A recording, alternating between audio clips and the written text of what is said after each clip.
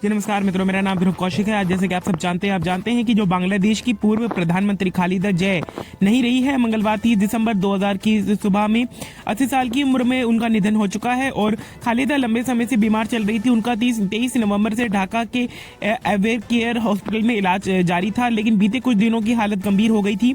इसके बाद 11 दिसंबर से वे वेंटिलेटर सपोर्ट पर थी। 2 दिन पहले उनके पर्सनल डॉक्टर से ने पुष्टि की थी कि उनकी हालत बेहद खराब है।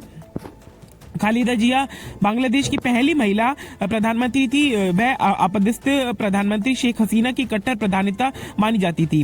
बांग्लादेश की सियासत कई सालों तक खालिदा जय और शेख हसीना के इर्द गिर्द घूमती रही है। इसे बैटल ऑफ बेगम्स मतलब बैटल ऑफ बेगम यानी बैटल ऑफ बेगम की लड़ाई कहा जाता था। और पार्टी की मीडिया सेल के फेसबुक पर पोस्ट करते हुए बताया ये बहुत ही दुखद घटना है जो अभी हुई है। और बीएनसी के ने पोस्ट में बताया कि सोमवार देर रात से उनकी हालत बिगड़ गई थी। आगे के इलाज के लिए उन्हें लंदन ले जाने के लिए कतर से एक स्पेशल विमान स्टैंडबाय पर रखा गया था, लेकिन एक मेडिकल बोर्ड ने एवियर हॉस्पिटल में से ढाका एयरपोर्ट की जाने की इजाजत नहीं दी। और खालिदा जिया ने डॉक्टरों के मुताबिक वह उम्र से जुड़ी हुई कई बीमारियों से पीड़ित थी, जिनके कारण लीवर का एडवांस वक्त रहते इलाज नहीं हो पाया, जिस कारण से उनका निधन हो चुका है। और सोने और दिल से जुड़ी दिक्कतें शामिल थी। हमारा चैनल सब्सक्राइब करें, देखते रहिए खबर माइक।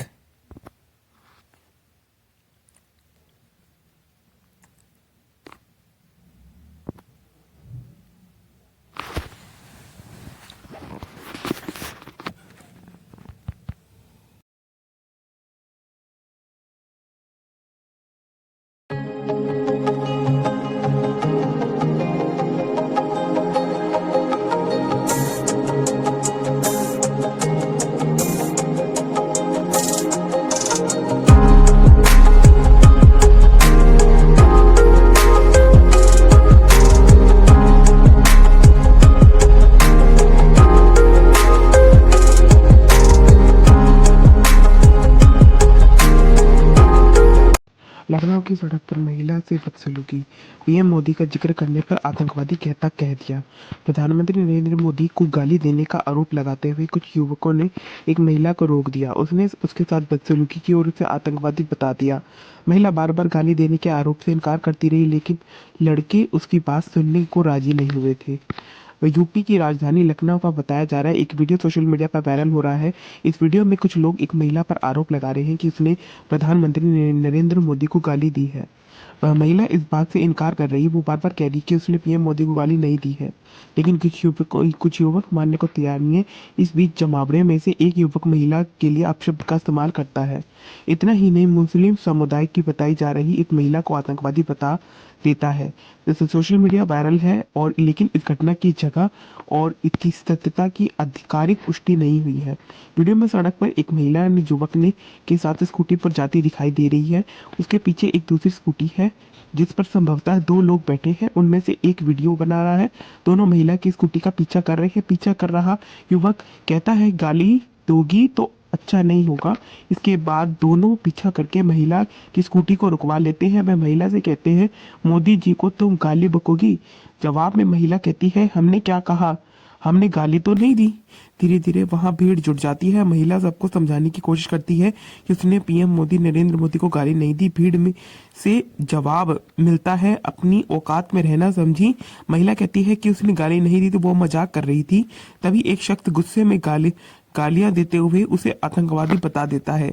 महिला इस आरोप से चौंक जाती है। वह हैरान होकर पूछती है, हम आतंकवादी है क्या? वह कहती है। सब्सक्राइब करें खबर माइक और देखते रहिए ऐसी और वीडियोस के लिए।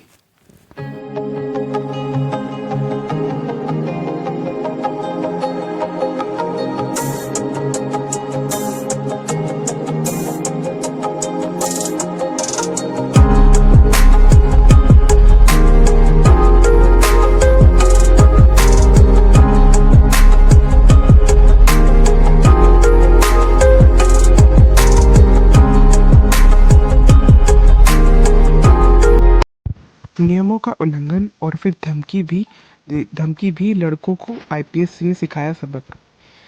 मध्य प्रदेश के ग्वालियर की एडिशनल एसपी अनु बैनियल का एक वीडियो वायरल हो रहा है। वीडियो में एक कार ड्राइवर से कह रही है, चाहे तुम्हारा फूका राष्ट्रपति ही क्यों ना हो, तुम्हें चालान तो मिलेगा ही।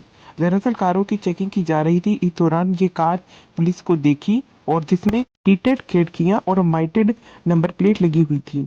इन उल्लंघनों के लिए मोटर वाहन अधिनियम के तहत कार्रवाई की गई। पुलिस ने कार को जब्त कर लिया गया है। पूरा मामला जानने के लिए वीडियो को सब्सक्राइब कर ले, लाइक कर ले, शेयर कर ले।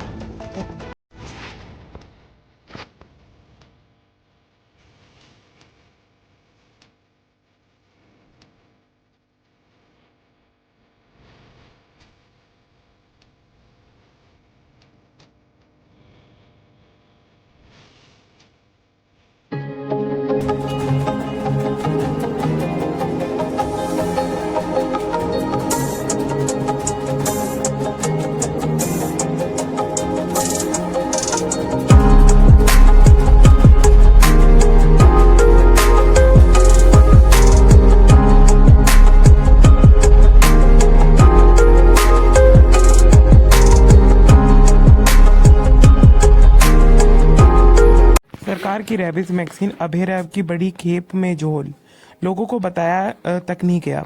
पूरा मामला जानिए क्या है। ऑस्ट्रेलिया के में दवाओं पर निगरानी रखने वाली संस्था ने अभेरामा वैक्सीन पर सवाल उठाया है।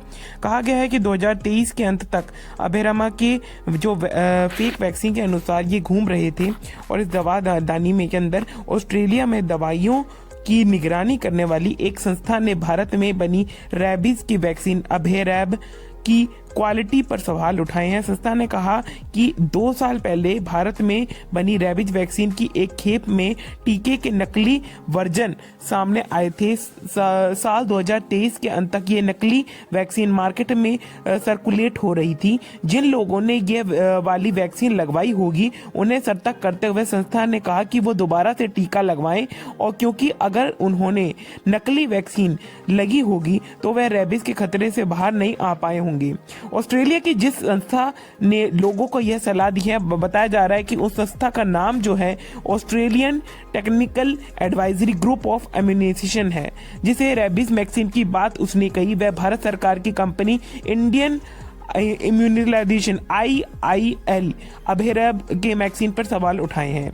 इस संस्था पर जवाब देते हुए उसकी जानकारी की भ्रामक बताया है और उसने कहना है कि यह तो अति सत्कारकता है।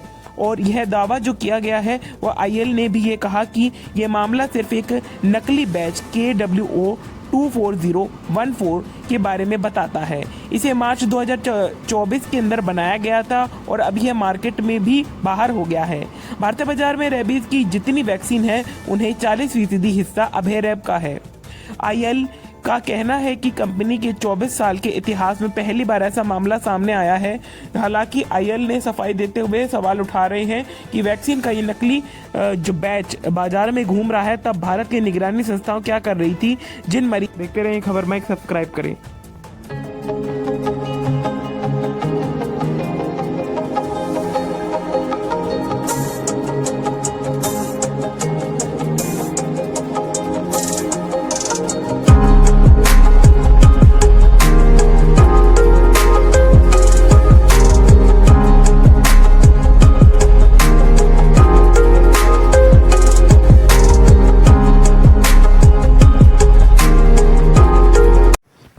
वो 18 साल से ज्यादा थी। कुलदीप सिंह सेंगर की बेटी ने उन्नाव पीड़िता पर सवाल उठाए। कुलदीप सिंह सेंगर की बेटी ने कहा कि उनका परिवार पिछले कई सालों से मानसिक, सामाजिक और भावनात्मक रूप से पीड़ा झेल रहा है। उन्होंने आरोप लगाया कि उनके परिवार की उनकी गरिमा, शांति, यहाँ तक कि अपनी आप की रखने की बुनियादी अधिकार भी छीन लिया गया है। रखने की बुनियादी अधिकार को छीनने को लेकर इसके बावजूद उन्हें यह न्याय की उम्मीद है। उन्नाव जो केस हुआ था उसके हत्या के दोषी कुलदीप सिंह और सेंगर की बेटी के बयान जारी किया गया है। उन्होंने कहा है कि वह और उनका परिवार पिछले 8 साल से न्याय के लिए लड़ रहे हैं, लेकिन उनकी बात आज भी ठीक नहीं सुनी जा रही है। उन्होंने कहा कि आज अदालत के मामले में तथ्यों पर बहस शुरू तक नहीं हो पाई है। कुलदीप सिंह सेंगर की बेटी ने अपने बयान में कहा कि शिकायत करने वाली युवता ने अपने बयान कई बार बदले हैं, जिसके कारण पूरी तरह उनको जो है न्याय नहीं मिल पाया है और इस देश की कानून व्यवस्था पर भी सुचारू रूप से सवाल उठाते हैं, जो बताते हैं कि इस देश के अंदर जो हमारी कोर्ट है, डिस्ट्रिक्ट कोर्ट वगैरह, उन सब के अंदर सुचारू व्यवस्था कितनी स्लो है, कितनी ज्यादा मध्यम वर्गीय है। एम्स की मेडिकल बोर्ड की रिपोर्ट के अनुसार यह साफ दर्ज किया गया कि यह घटना के वक्त वह युवती 18 साल से अधिक उम्र की थी। उन्होंने कहा कि यह रिकॉर्ड आ चुका है और कॉल डिटेल रिकॉर्ड के मुताबिक यह खुद कथित घटना के समय उस जगह पर मौजूद नहीं थी। इतना ही नहीं, उसी समय युवता खुद और से फोन कर रही थी। हमारा चैनल सब्सक्राइब करें, देखते रहें खबर माइक। ऐसी और वीडियो के लिए और हम आपके लिए ऐसी और वीडियो लेके आते रहेंगे।